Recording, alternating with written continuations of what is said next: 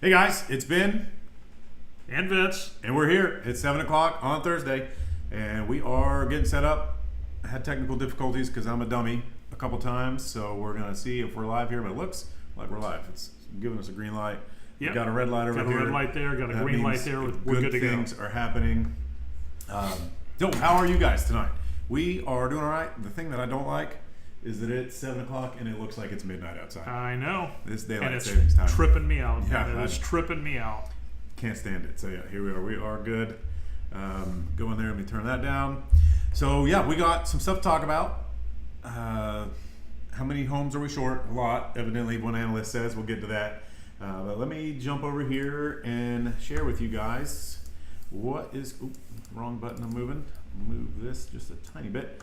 So what we have here is our MLS that we use, covers this purple area that you can see on the screen. And this is the October data, and this just popped up for me today. Looks like it was collected on the 7th, so it's a little bit old, but it's for October, so you know, whatever. So I could have brought this to you last week, but we missed it. I tell you what, can we let them know like what's at the very top up there? That's Gainesville, and then what is down below, so they can see just how far our MLS reaches. Yeah, this goes all just about to like the Panhandle. You can see down here, if I can make that bigger without scrolling all over the place. You know, that covers a pretty big area here. Yeah, covers a good portion of the state. But this is what's been going on.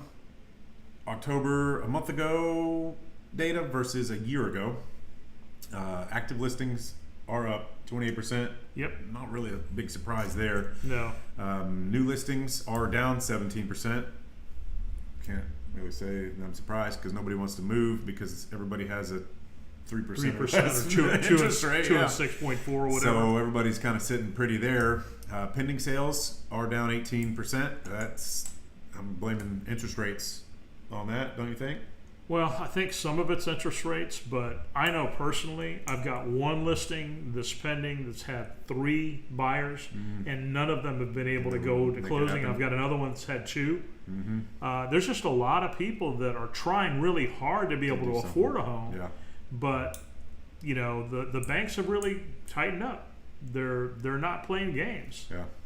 So it's a lot. I've got one listing that's been under twice. It's been under contract. The second time, the buyers left their escrow. We were 2 days to close, and they fought us on it. So nope, y'all just decided not to buy 2 days before close. Wow. And they're losing. They So lost their money. They lost their money. That's crazy. Days on market is up 51%. So, to 62 days. So when we say days on market is up 51%, let's compare it to like 2015 where days on market was 3 months. Yeah, 90 days. So this, what you're saying is true. So this is coming off of a ridiculous market where days on market was 4 hours and 6 minutes. But, this is, so we are normalizing, and that's down here, months of inventory at 5.6. That's up 45%. They say a balanced market is 6 months of inventory. So what that means is that if 0 new listings came on for 6 months at the absorption rate that we have right now of 11,000 homes selling a month, it would take about 6 months and then we would just be out. Right. Shelves would be empty and nobody could come here anymore. But, even in 2014, 15, 16, the time on the months of inventory were probably around 4 to 5, close to where they are now. I don't think I'd ever seen in the past 12 years them go up to 6 months.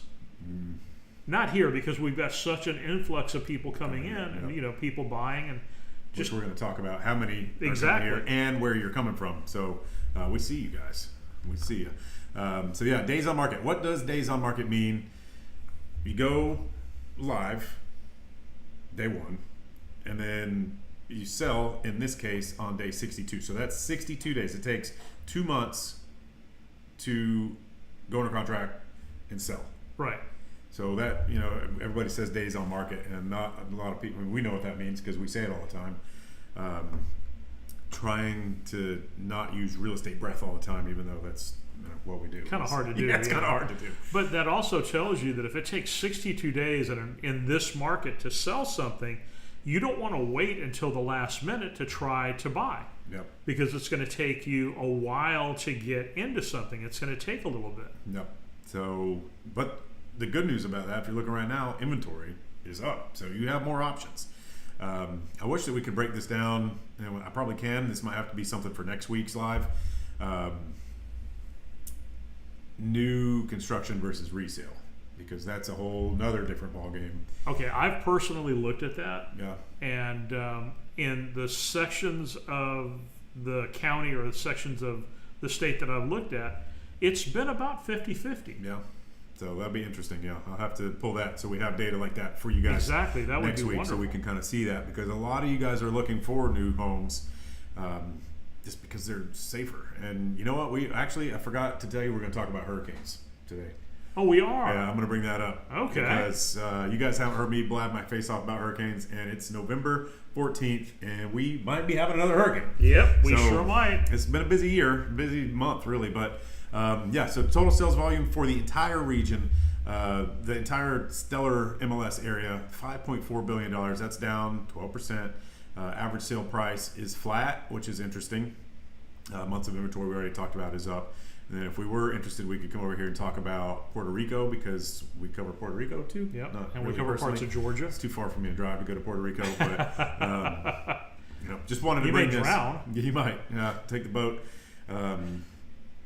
Some good numbers to look at there, and it's good to see interest rates, inventory coming back up. So when you guys are ready to move here early next year in the spring market when it's hot, once we get rid of all the snow that we get every winter, clear Yeah, roads we get inundated with snow here in Florida. I mean, it's terrible. You guys are ready. When they're ready, shoveling. We'll have some inventory for you to look at. So popping through here, want to go over a little bit of growth. Groveland's like this big. It's not very big. Almost didn't bring this in here, but I love a walkable. I love a good downtown. Lakeland has a really nice downtown. Winter Havens is, but not like Groveland. It needs some work. But Groveland has approved tax breaks for a developer that has already done this. So it's Avalon Park Group. They have a great walkable downtown. The outside buildings, you can go and you can cruise. So this will be good for Groveland, for all 8,000 people that live up there. I don't know how big Groveland is. I drove through there today. It's not very big, but there is not a lot there. So it'll be interesting to kind of see this go as, and this is where they have already done. This is not a rendering, but this is Avalon Park. Super awesome area. Exactly. Exactly. Yeah. So not a whole lot to talk about there for new development. Everything seems to kind of be slow. I've looked through here trying to find more stuff to talk about. Really couldn't find much. It's been tough. I mean, a lot of the developments that are out there right now are coming to a close. There are a few of them that are just starting, and there are a few of them that are planned, but they're getting a little bit sketchy. They're getting far, few and far between. Yeah, running out of land in a lot of these spots. But we talked about people moving here. This is a 2023 number. Nearly 1,940,000 people moved here in 2023. Yep. Works out to be 900 people moving here a day. Now, 510,000 people did leave, and that's fine. Florida's not for everybody, and this might have been a lot of people that moved here through COVID and decided that hurricanes are bad and bugs are bad and heat is bad, and they like snow. All right, so I'm going to tell you something, because I've never told you this. But back in the day, back in 2015, 2016, I was getting data from, I think it was from the Chamber of Commerce, on egress and ingress. So people moving in and people moving out. Right. And it was very interesting. Polk County, people were moving, probably 4,000 people were moving out of Polk County into Tampa and Orlando. And the same amount of people, 4,000 people, were moving into Polk County from Tampa and Orlando. Yeah, everybody's shuffling around. Yeah, and the reason they were shuffling around is the people here were looking for better jobs. The people there were looking for more suburban lifestyle and away from the traffic and the hubbub. More affordability. So it became, and I'm kind of wondering how much of that back and forth is normal. There's a lot. I mean, a lot of the phone calls that I get from you guys are coming from out of state. So it's interesting. New York is number one. I have talked to maybe 2 people from New York.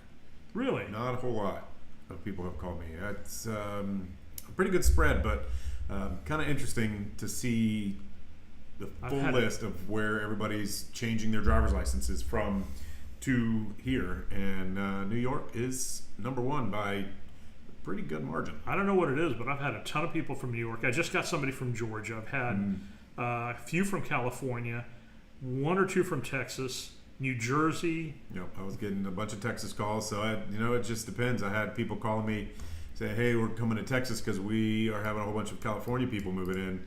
We're getting California people too. I mean, 39,000 people came from California to Florida. That's almost as far as you can go. Yeah, almost. That's bigger than Groveland. Definitely bigger than, I mean, I think that more people moved from Louisiana than live in Groveland. To be honest, Groveland's not very big. That was kind of why that stood out to me, because if they were redeveloping Haines City or Davenport, I think something like that, but Groveland is just like, there's nothing there. Yeah, you drive by it going get off the turnpike to get to Lakeland or something like that. They're tired of being lonely. I guess they're trying to They need friends, is what it is. That's what's happening. So interesting to see there. We'll click that out of here. So yeah, if you guys are interested in moving here, we are here to help. We are fans of people moving here because that brings more restaurants, more entertainment. It's just, a lot of people complain about people moving here, but it's really a good thing because we get a mix of growth. Growth is good. So here, I get asked this question all the time. So when I see an article on it, I like it because then it's somebody else. Housing market predictions 25. When's it going to crash? When's it going to crash? Is that nationally, or are we talking about? I get that. That's probably one of the most frequently asked.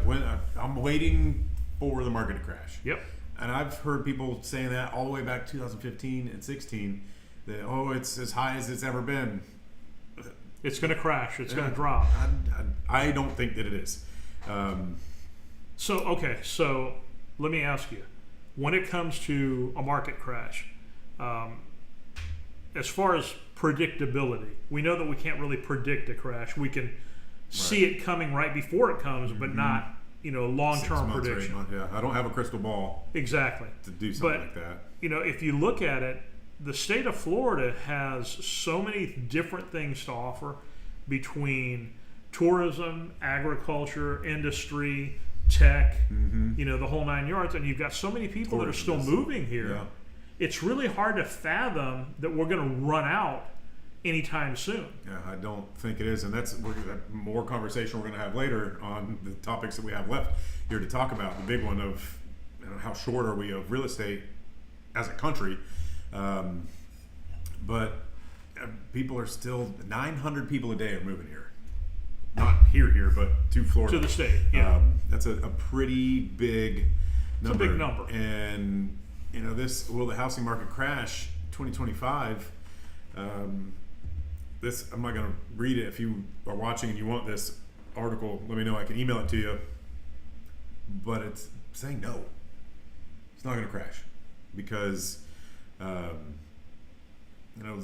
especially when you're comparing it to the 2008 crash, because the 2008 crash, you could, to buy anything, that was a financial crisis. Exactly. That was, hey, I'm working at McDonald's or whatever, and I want to buy that $500,000 house. And I'm going to pay no interest. Yeah, and I'm going to pay $275 a month. Here you go. You can have it. It's yours. And then when the balloon payment was due, right? Yeah. Then they were screwed. So that was a whole different thing. So, and people don't really ask about that anymore. It's more, it's just gotten so unaffordable. But where there was some data on here that I wanted, I just don't see it happening. People are coming here. Interest rates, while they're not 3%, they're still decent. New construction, you can get them down into the 3s. You can get a 4% interest rate. It's not that hard to do. Well, from 2020, 2021, I've actually seen prices drop They've normalized pretty much now. Right. But if you were to look at a graph of home values from the 50s, and then a graph of the stock market close to the same era, you're going to see the same, up and down, drops, increases, but it continues to be like a staircase. Right. Yep. There's little bumps, but it's basically like this. It's still going. It's still going in the same direction. The problem that I see is that people aren't getting paid more with all of the inflation, and inflation is what's kicking our butts. So they're not making more money, but homes and gas and pretty much groceries, everything else is costing way more. So then you have that situation where, you can't afford, especially young people. It's tough. Yeah, it's tough all around. So I don't think it's going to drop. I really don't think that they do. I don't see how it could. Because, and let's go ahead and jump to why I don't think that they are. And if you're watching this and you watched my other channel, we've already talked about this. I'm sorry, but this is two different audiences. So we'll probably talk about this for a little bit. Kevin Erdman thinks that we are 15 million units short as a country. Yep. A lot of people say, we need 4 million more homes. Or 5 million, whatever it is, a couple million. Here is his charts showing the completions versus completions needed. And here in 2007, when it just dropped off and we were not building anything, this whole area underneath this red line versus what was actually completed totals 15 million units. Yep. So if you want to get to affordable homes, we have to build more. Exactly, we have just to build have a lot build more. And build and build and build and build. And they're not, even with what they're doing, the new starts now are not even enough to catch us up to what we need. No, now. Not even close. So that's why, there's so many. They're building them, but not enough. Well, the other thing too that I've heard is they're building, I guess because of their cost analysis and whatnot, they're building bigger homes overall. So they're not building a lot of smaller homes. Right. They're not building like back in the day, like when my mom bought her house or had her house built, it was a 1,100 square foot home. That was what was pretty normal. Now you're seeing homes 2,200, 2,000, 1,800, but they're building them on postage stamp style, size lots. Yep. And until they start to build either a lot more of the smaller homes, which I don't think that they're going to I don't think they're going to do because they're opting for apartments. Yeah. Well, I don't think they're going to do it because if you look at it from the builder's perspective, there's less profit. Right. For the same amount of work. Exactly. And the money's not there. And that's what drives all of this is the money. Exactly. And there's not really the money in it for them to make a smaller home, even though that's, I think, really what people would want. Well, there are some builders that are doing it. Yeah. Lennar's doing it right now. They've got homes in the 260s, 255, 260s. Yeah. And that's the cheapest. That's the cheapest I've seen so far. That's a brand new home. And even then, my rep told me probably not going to do a whole lot more of those because they have been popular. Yeah. So somewhat, 1,200 square feet is not bad for maybe downsizing.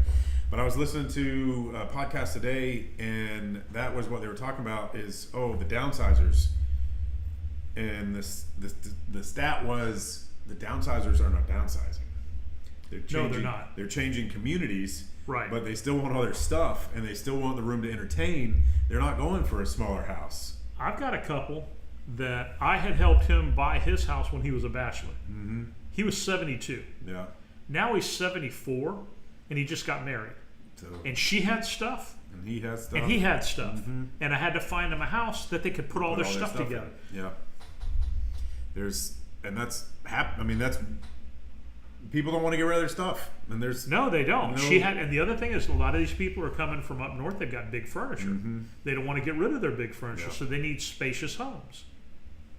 Yep, and that's what's going on. So they're not, the empty nesters are not going from a 3,000 square foot home in New York to a 2,100 or 2,400 square foot home. Exactly. They're staying with those big ones. The video that I'm actually putting out tomorrow, they have homes as big as 4,800 square feet over in Murata. Oh yeah. So, and they're selling them, and they're beautiful. They are beautiful. So hit the subscribe button so you see that video that comes out tomorrow, because it is pretty, and the Murata Lagoon is something else. So 15 million new homes, and it's just not happening. I don't know what that number would be for Florida, but what's the projected if they were to build constantly, how long would it take us to get up to that 15 million? Do you know? I talked about that. I thought it was like 2060, but it looks like this chart here is saying 2024 we might be able to catch up. 2044. 2044. So this is going to be a long road. Yeah. So, this is going to be a really long road. I'm not good at math, but that's 20 years. Yeah. It's going to take 20 years of the production level that is going on. So if permits are down for new starts, that's going to, and it might be 2060. I don't know. I don't have a crystal ball. So if somebody's coming in here to buy a home, okay, they have two choices. They have retail, which are older homes, and then they have new construction.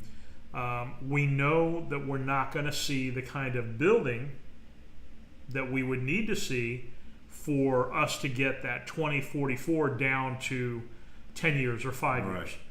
So, how would you suggest somebody coming from another state look at purchasing a home? Because I know that a lot of my customers, they're coming into this market still thinking that they're going to, all of a sudden the housing market's going to dump and they're going to find some great deal. And it just doesn't work that way. Yeah. It worked that way in 2008.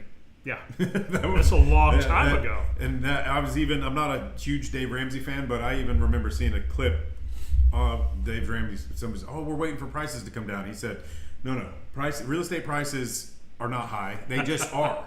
Yeah. I'll have to find the clip because I was going to put it in the video, but he said, no, they're not going to, they just are. Yeah. And they're different yesterday than they will be tomorrow, but they're not high. They just are. So, I thought that was really good. Like I said, I'm not a Dave Ramsey follower, but it was interesting to me that he said that they've crashed, 3 times since we've started recording, financial data on the real estate market. So, a long time, 2044.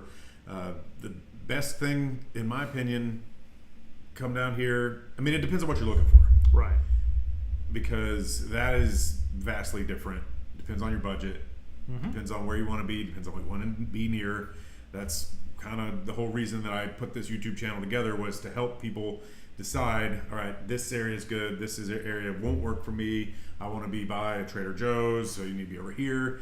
I want to have a pool, but I don't want to put it in. All right, we're looking at resales typically, unless you got $1 million budget. Right. So, there's a lot of moving parts here, and that, kind of off topic, but that is, what we're here for, to help people find homes, what they're looking for. Exactly. So you don't have to move twice, and you get down here. You say, I'm moving back out of here because Florida's not all that. But before we give people the wrong impression too, it's not that there aren't homes out there. Okay, there are homes out there. 66,000 homes out there. There's a lot of homes out there, but whether or not those homes are going to fit the bill for you, and whether or not they're going to be in your price range, that's a different story. Right. And so, the more prepared you are, the more homework you've done ahead of time, the better off you are, because then when you can get into the market, you can get in the market and get something done quickly. Right. And the time frame, what you're looking at, how quickly those types of homes are coming on the market, because and how quickly they go. They go off the market, because the average, I should have kept that screen on here, but the 60-day on market, that's an average. A nice home with a nice pool that's ready for entertaining, that has no deferred maintenance, that has been meticulously maintained, that has beautiful landscaping, it'll still go in a week. I mean, it sells, but it's the homes that have a little bit of deferred maintenance, or the floor plan's a little weird, the ones that you might not want, those are the ones that are dragging that number out. because I don't want to have to fix this. I want move-in ready. I don't want to have to. The roof is 8 years old, so I have 2 years. The windows. You just got me thinking about something too, man. You just got me thinking about something big time. Because some of those homes, it's just deferred maintenance. Some of those homes, the sellers have it in their head that it's still 2020 and 2021. Yeah. So they're overpriced by $25,000, $50,000, and the house has been sitting on the market for 170, 180, 220 days. Yeah. And until they're ready to come to terms with where the market is right now, they're not going to sell. Yeah, and they're chasing it down. Price drop. We should have done that big price drop early. They should have put it on the market at the right price. But some people know more than us, so that's how it is, and that's how it goes. Next one, and now we're not getting political. This is not political. I am strictly here. This is I'm not even going to take it off the screen. This is a real estate related channel only, and oh my gosh, we're talking about what the effects of our current political situation, what the effects are going to be on new construction. And that's why I pulled this up, because tariffs. Yeah, it's going to happen. He's going to start taxing, put tariffs on anything that's being imported, including building materials, washers and dryers, refrigerators, doorknobs, vents, light fixtures, tile, laminate flooring. Anything that's coming in to the United States. But let me ask you, how much do you know about tariffs? Not very much. Not very much. Okay. I've done a little bit of research. I don't know that much. I probably know just a tiny bit more than you do. You probably do, because I know very little. Yeah. So my understanding is this. There's two ways tariffs can go. You can actually use the tariffs and collect the funds, or you can use tariffs as leverage. Right. So there are companies right now that keep hearing tariffs, and now that the election's over, they're already bringing their manufacturing from out of the country back in the United States. And that's what the whole idea is. They haven't even had tariffs levied on them yet, but they're getting ready for it. Hey, we're getting ahead of it, because if you start putting 60 additional tariff of 60% to 100% on products imported from China. 25% tariff on all Mexican goods. And I watched something trying to inform myself on this. So that's if they don't stop bringing criminals into the States. Right. Yeah. So we'll leave that alone. We'll leave that alone. Tariffs. Okay. And the reason that is happening is because China is now shipping all of their stuff to Mexico, and it's being assembled in Mexico, because if you ship, I watched this on CNBC or something, I forget what it was, because I watch weird stuff on YouTube. If you bring a product into Mexico and make it something else, right? If you bring this piece of wood, butcher block, into Mexico and put legs on it, it doesn't matter that the wood is from China and the legs are from China. Mexico. It was made in Mexico. Exactly. And that's how the Chinese companies are currently working on getting around this, and that's why Mexico is the next in line. Right. So, but yeah, can you imagine that 100% tariff on drywall? You know how much drywall goes into a new house? A lot of drywall. I mean, all the way down to the screws, drywall screws, shingle. Like, I'm not saying all of our building material comes from China, but a lot of this stuff is shipped in, and I can tell you one thing that the builders are not going to do is absorb those costs. No, they're not. They're going to pass them on to the consumer. When the door that used to cost $200 costs $400, that's going right down to the bottom line on how much that house costs. They are adding it right on. Light bulbs. So what's the end game? So you look at this administration that's coming in. You know that there's going to be tariffs. You know that some of those tariffs are going to be used as leverage. Some of them are going to actually be tariffs. Right. But what's the ultimate end game? Is the end game for us to use more of our own natural resources? That's what I think. To bring the cost down? But jobs here, make everything here, like we used to do back in the old days. Right. But that's not really why I had this article pulled up. It's because this is going to make homes more expensive. This has nothing we've talked about here today is going to make homes more affordable. No. 900 people a day moving here. Groveland getting a more walkable downtown. People are going to be coming to Groveland, buying up all the houses. The tariffs are going to make things more expensive. And that, I remember during COVID, a 2x4 went from like $250 for a 2x4 by 8 that's used in all of these walls everywhere. Yep. Went from $250 or something like, it was under $3. So like $8. No, it was more than that, I thought. It was more than that? Yeah, it was more than that. And it was just because there wasn't enough of them, so they could charge that price. Well, you know the 4x8 sheets of compressed wood? Mm-hmm. That's the cheapest thing you can buy. They used to be about $15. Yep. I had to buy one during that time, $60. Yeah, I remember that. That was insane. Jump up. And it has come back down, but that did not make any of this. Do you think that this is going to be long-term, or you think it's going to be short-term? You think that there's going to be like a pain threshold, and then it's going to kind of go down once the producers kind of figure out what they're doing? Maybe. Yeah, I don't know. I wish I had a crystal ball because I'd keep it right over there and I would consult it daily. But you know, I don't know. The only thing that I know is right here, according to Tax Foundation, a 20% tariff would increase taxes on U.S. households by an average of $2,045, which doesn't sound terrible when you put it that way. But I think that if they're charging everything, I mean, we could read through here. And again, if you want this article, I can send it to you. It's on Housing Wire. Framing lumber was up 2.9% from the week ending November 1 and 17% higher than a year ago. Yeah. So, I mean, that's just now's the time to buy. Everything up. Now is the time to buy. If you can afford it, and you can get in there, especially while they've got all these great deals on U homes with all the giveaways, now's the time to get it done. There's really no reason to wait. Yeah, let me get that off the screen so they can't even see that anymore. Because again, I'm not trying to be. This is not political at all. I'm strictly just trying to tell you guys what I think is happening with the real estate market, because that's what I do. That's what we both do. But you know, don't call me and ask to talk about politics, because I won't do it. Just period. End of story. I won't even say I'm sorry, because I'm not. Just whatever.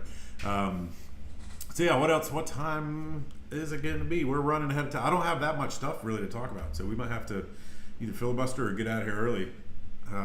So I do have.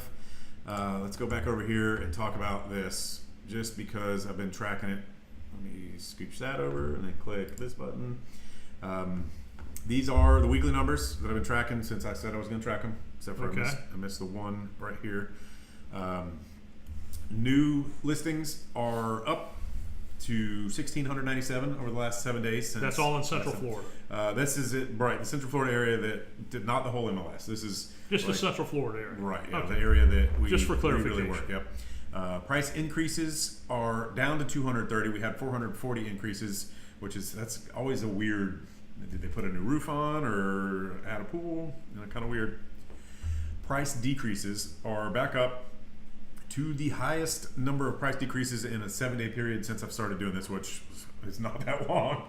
2,659 price decreases. 425 homes have come back on the market, meaning buyer fell apart, couldn't get the deal to close, cold feet, whatever the case may be. Yep.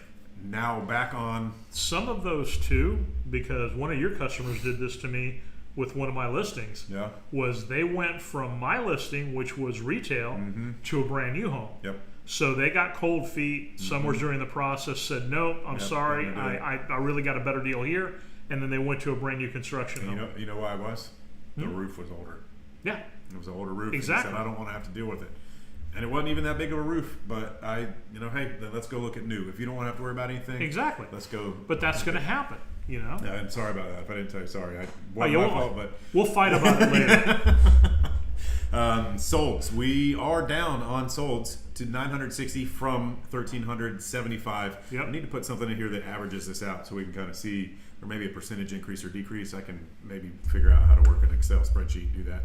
Expireds are down to 144. Now, I think a lot of that is because the first of most expire either at the very end of the month or the first. So that number, here, this picked up the first, where that number where it expired was higher. Typically, right. It's either beginning or end of the month, depending on how you set up your listing. Pendings are down slightly to 1,342. Pendings are homes that have gone under contract but have not closed yet. Temporary off market, 144. Who knows why they're coming off market? Fixing something, maybe cold feet on wanting to sell. Issue, yeah, families coming into town for Christmas. Whatever, I don't want people looking early for Christmas, but Thanksgiving coming up, don't want people coming in over the holidays. 52 withdrawn, kind of the same thing. Temporary off market and withdrawn are kind similar. of close together. Yeah. Canceled 383, so that number's down too. So a lot of down numbers here besides the price decreases on what is going on here in the market. And that's kind of boring. I should spruce this up and make it look a little better. But I still think that a good many of those price decreases are people that overpriced their homes from the very beginning, because so many sellers still have the idea that it's back. They've been holding out. I'm going to get this much. I'm going to get this much, and then when they don't get that much, they finally kind of like, okay, you've twisted my arm. I've got to get this house sold. I'm going to go and drop the price. Another one comes on in the neighborhood for $30,000 less, and then you have to look at the inventory and say, hey, look at this house versus your house. Exactly. See, is your house worth that much more realistically? I'm not telling anybody their house isn't worth what they think it is, but a lot of times it's tough. Yeah, it really is. It's tough. A tough conversation to have. And then what we have here talking about price decreases is all the price decreases. 2,665 of them. We had a couple that I was going to look at, and a lot of these are, which one was it? This one, 5% price drop here in Wamama, down to 375, and that, see, days on market, 250. Can you see that if you're watching here? I don't even know. We might be talking to ourselves again. Oh, I'm doing the wrong screen here. We might very well be, but that's okay. Oh, and this went to the wrong thing, so there must have been a new one. This is not even the right one. Let's refresh this. Now this is humongous. Where did the one mama one go? Right here, 5% down. There you go. This one has been on the market, came off, 56 days on market, so it might be ready to go. So it was on the market cumulatively for 297 days, came off the market, now it's back on for 56. Yep, and this was built in 2019, so everything's 5 years old, which isn't terrible, not terrible, but everything's 5 years old, especially if they're still selling it here. This is a 55 plus active adult community. But yeah, price drops are happening, and they're happening across the board. Yeah, everywhere. Small homes, big homes, doesn't really matter. Here's small price drop on Chickadee, 0.5% price drop here, Sandpiper, another 55 plus in Lakeland on a golf course. Let's see if we can see. I've got my screen too big. See if we can see the golf course. No, I'll have to get out of that by scrolling way over here. Wow, I have this humongous. You can see this from the other room. Go back over here, cross property. So a couple different price drops. I mean, there's not. Look at this one here, Reunion. What did it come out on the market at? 2.4. This one's been on the market for 644 days, and it is bank owned. Came on at 1.32 and is down to 1.29 and has dropped again to 1.24 million. But so it's 10 years old, and I gotta make this smaller. Sorry. There you go. And can't really see it because we're on it. Get rid of us for a minute. Let's see what it looks. Let's see what 1.2 million gets you. And what was this? Reunion? Celebration. That does not look like 1.2 million. I'm sorry. You don't have to be sorry. That looks like some of the homes that I've seen at less than half that price. Right. I mean, there's What do you think about 2 dishwashers? Okay, great. It's got 2 dishwashers. I don't think it makes it worth 1.2 million, but I'm a big fan of 2 dishwashers. It's a sharp looking house, but it's $1.2 million. I don't know. Wow. How many square feet is that?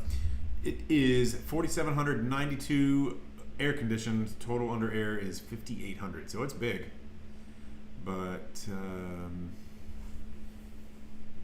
see, I think what they're trying to do is sell it as an Airbnb, and that just doesn't work. Interesting. You can set up any house to go on Airbnb, but some people don't understand it. So we'll keep on moving. What else? Here's a 13% price drop in Lithia. Where is this? Hawkstone. I just did a video on Hawkstone. Homes by West Bay. Beautiful luxury builder. They own Casa Fresca. Casa Fresca is their light step down to their more luxury homes at West Bay. They'll be in my video tomorrow, if I haven't already said that. Hawkstone is over there. If you're outdoorsy, Lithia is a really great place. A lot of stuff going on. Yeah. But they don't have a whole lot of pictures here, so I don't have a whole lot to show you. But 13% off, that's a pretty good deal. And they're probably buying you down. I have the data. It's wherever they're at. I forget what they were offering at Murata, sorry.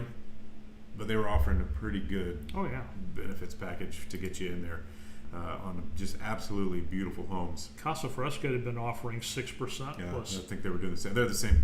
It's sister companies, so Yeah. a lot of big incentives. But I guess. I mean, we could keep clicking through here. Sun City Center. I was going to talk about this last week, but we didn't get around to it. Sun City Center has been rated like the #1 retirement community out, like a suburb of Tampa. You drive your golf cart around. Have you been over there? Yep. Golf carts everywhere. You can go to Publix. You can go to your doctor's appointment. You can go play pickleball. A lot of these homes that are resales even include a golf cart. Heck, there's buy a Casa Fresca home in Murata, golf cart. Yep. Get a golf cart. Yep. Not that these are anywhere near each other, but big time stuff going on over there because it's close to Tampa. It's inland, so you're protected from the hurricanes a little bit. Not the best example of a house really over there, but they had a big price reduction because it's dated. It needs some stuff. It needs a little bit of sprucing up. This is virtually staged, but you can tell, it's got the old blinds in there. It needs some stuff. But for $210,000, you're not a bad deal. Yeah, you're like not a bad. It's a nice house. Yeah. For the price. Yeah. So you got and there's a lot going on over there. But and that's what I was looking at. New plumbing. I was looking for the roof because the roof is the big deal, and that it's hard to say. I'm not a roofer, but anyway, hope I'm getting a warning. I don't know what that means, but I think we're still live. No questions. So what else? You want to keep going? We got 15 minutes scheduled till 8. What else do you want to talk about? If anybody has any questions, throw it down there in the chat. I can throw a question in the chat, and we can answer our own. Let's just see if it's working. Let me go in here. What should we ask ourselves? It's not letting me do anything. Yeah. I don't know. We'll probably wrap it up. Any questions from you watching? And then let me get in here. Let's have my keyboard's not popping up, so we'll leave that. Let me try it on this thing. Because maybe the chat is broken and people are actually chatting with us every week. I don't know. I don't think so. Yeah, it's not. I don't think so.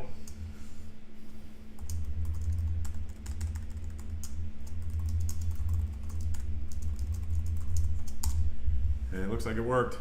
Live chat's chatting. Yeah, it works. No questions for us. No questions for us. You guys, I guess we'll sit here for a minute and we could talk about what's going on for new listings. But I think really what we ultimately should do, call it a day. All right, let's call it a day. Thank you guys for watching. This is Vince. I'm Ben. We'll see you next Thursday.